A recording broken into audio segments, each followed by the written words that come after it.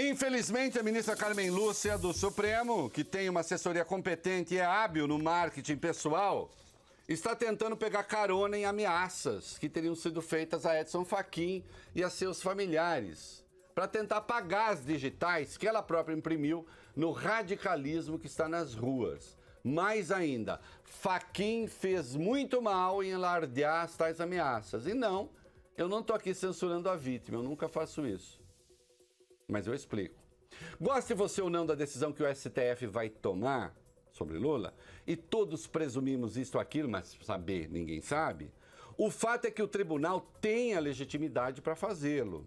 Foi Carmen, com a sua heterodoxa, estranha decisão de não pôr em votação as ações declaratórias de constitucionalidade, resistindo até mesmo a pautar o habeas corpus preventivo de Lula, quem jogou sobre o Supremo, casa que ela pertence, que preside, a sombra do arranjo, do conluio, da conspirata para livrar Lula da cadeia.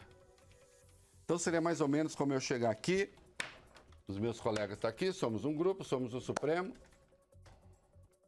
Eu sou o âncora do programa, mas eu começo a colocar em dúvida o trabalho de vocês. Digo, Coutinho, Vólio Bene, Maiara. Bom, mas é a equipe a qual eu pertenço. Como é que fica? Então eu estou lhe dizendo assim, olha, desses 4 aqui, a única pessoa decente desse programa sou eu. Eles não são. Tá? Só eu sou decente. Só eu faço a coisa certa. Só eu sou bacana. Só eu me preocupo com você, ouvinte. Eles não se preocupam. Será que isso faz sentido? Mas foi o que Carmen fez. Todos sabiam, inclusive na imprensa, que no geral se omite sobre o fato que as ADCs, que tratam da execução da pena depois da condenação em segunda instância, estavam prontas para votação desde dezembro. Pautá-las não era um favor que o tribunal prestaria a Lula, mas uma obrigação. Até porque, insisto, o resultado segue imprevisível. Como as ADCs antecedem o HC preventivo de Lula, de que Fachin foi relator, e como ele próprio, depois de negar a liminar, enviou o recurso para o Pleno evocando as ações declaratórias que tomarão decisão de mérito a respeito, com efeito vinculante, a única atitude razoável de Carmen era botar as ações para votar. Marco Aurélio chegou a pensar em propor uma questão de ordem, acabou recuando, já contei essa história aqui, né? Carmen marcou uma reunião, depois não convocou a reunião e disse que o Celso estava tentando, e na prática disse que o Celso estava tentando fazer ali um arranjão. A atuação desastrosa de Carmen alimentou a fantasia nos grupos de extrema-direita, assolada pela pistolagem de personagens exóticos das redes sociais e de expressões virulentas da subimprensa, segundo a qual se prepara na corte uma grande pizza para livrar Lula, né? A atuação desastrosa da Carmen alimentou essa gente. A coisa é fabulosa, porque presta atenção, Coutinho, estamos diante de um julgamento em que um grupo enorme de pessoas diz o seguinte: só um resultado é possível. Só um resultado é possível. Então vamos lá. Coutinho é o nosso mestre aqui do futebol. Vai ter jogo, a gente diz. Vai ter jogo Corinthians-Palmeiras. Aí eu digo assim: o único resultado legítimo será a vitória do Corinthians. Qualquer outro resultado é trapaça. É isso. É disso que se trata. Será que pode haver um julgamento no Supremo em que só um resultado seja legítimo? E se não for aquilo, o resto é trapaça? É isso que está em curso. É isso que está sendo dito às pessoas. As pessoas estão indo às ruas, os extremistas, com isso na cabeça. Carmen alimentou isso. Quando a regra é o contrário, a regra é votar, não é não votar. Quem está desrespeitando as regras é ela, não os outros. Entenderam? Aliás, sei que não vai acontecer, mas deveria. Eu, no lugar dos ministros que foram jogados por Carmen na boca dos leões, proporia uma questão de ordem no dia 4 mesmo para fazer a votação das ADCs anteceder do HC. Você imagina a confusão que eu provocaria no tribunal. Eu no tribunal, Gilmar seria Pinto perto de mim. Por isso que eu não faço política. Por isso que quando eu fui convidado para o Supremo, eu recusei. Já pensou? Ele vestiu até toga. Recusei. Porque eu ia lá e falava assim, não, quero questão de ordem. A senhora não é uma tirana do Supremo. A senhora não é a suprema tirana. Eles não vão fazer isso porque não vão comprar esse tipo de briga. Tá? E essa proposta que eu estou fazendo não tem nada de exótico, não. Essa proposta que eu estou fazendo é regimental. Qualquer ministro a qualquer hora pode propor uma questão de ordem. Se ele tiver a maioria de 6, ou a maioria daqueles que estão lá, desde que garantido o mínimo necessário para a sessão, que são 8, emplaca. Agora eu vou voltar a Fachin e a ameaça. Fachin e Carmen fizeram alarde sobre as tais ameaças. Qualquer especialista em segurança dirá o óbvio. Anunciar uma coisa assim é um erro, uma estupidez. Mas é ainda pior se tivesse sido um cálculo. Por que é um erro, Maiara? Porque isso tem efeito multiplicador.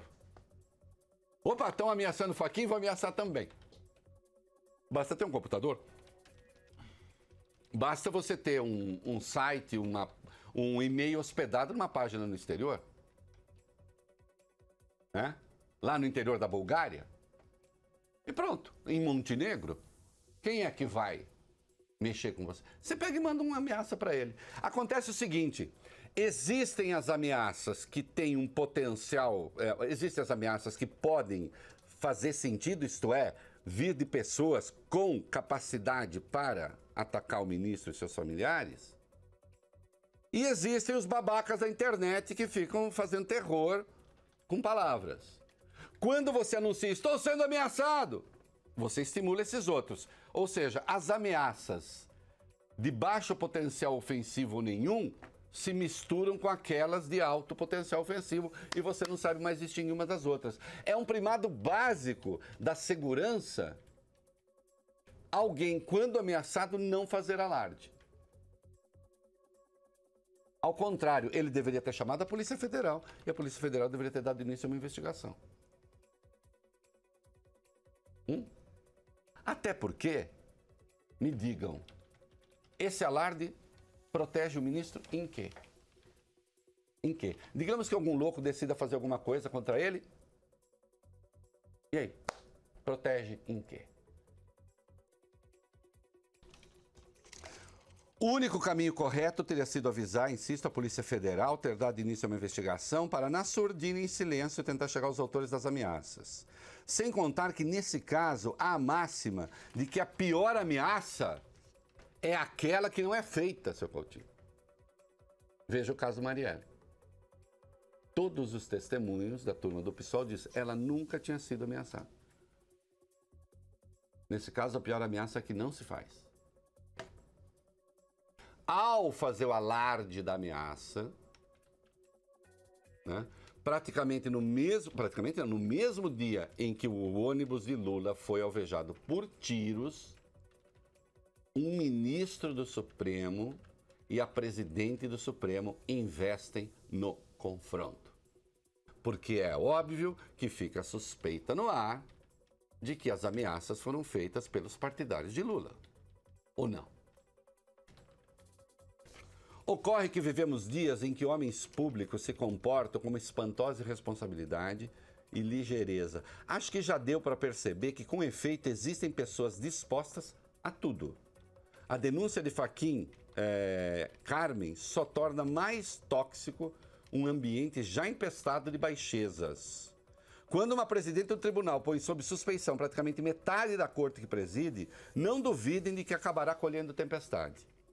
A única coisa boa, meus queridos, e aqui é preciso que a gente diga que há coisas boas. A única coisa boa, né, o Augusto esqueceu os meus óculos, a única coisa boa da presidência de Carmen Lúcia no Supremo, sabe qual é?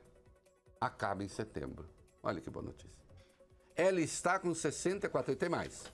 Ela está com 64 anos e terá de se aposentar com 75. 10 outros ministros passarão pela presidência antes que voltasse para o colo dela. Porque tem ministro ali que é tão novo que vai ser presidido 2 vezes. Ela vai passando um por um, tá? Tchan, tchan, tchan, tchan, tchan, tchan. Até voltar para ela são 2 anos de mandato, não daria mais tempo, ela estaria com 85 anos, né? E eu espero que viva até 135, mas longe do Supremo e da presidência. Hashtag pronto, falei. Turn down for what? Turn down for what?